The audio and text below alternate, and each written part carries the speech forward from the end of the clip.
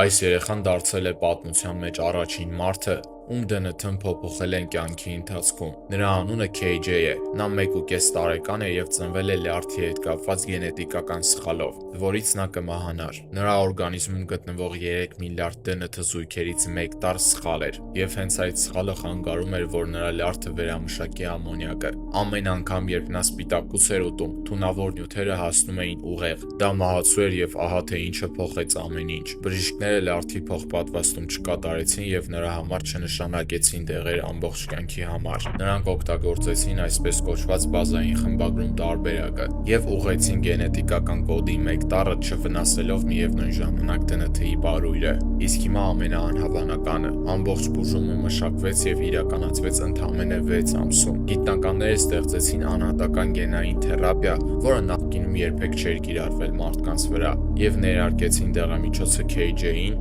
երբ նա ընդամենը 6 ամսական էր։ Թերապիան մտավ արյան մեջ, հասավ ուղիղ լյարդին, գտավ անհրաժեշտ բջիջները եւ ներսից փոփոխեց նրա գենետիկական կոդը։ Այժմ KJ-ը կարող է սպիտակուց ուտել առանց ուղեղի համար վտանգի։ Բժիշկները նրան շանս չէին տալիս, իսկ այսօր նա խաղում է եւ զարգանում ինչպես սովորական առողջ երեխա։ Եթե սեղմես բաժանորդագրվել, քո կյանքը կլինի ավելի լավը, քան եթե չսեղմես։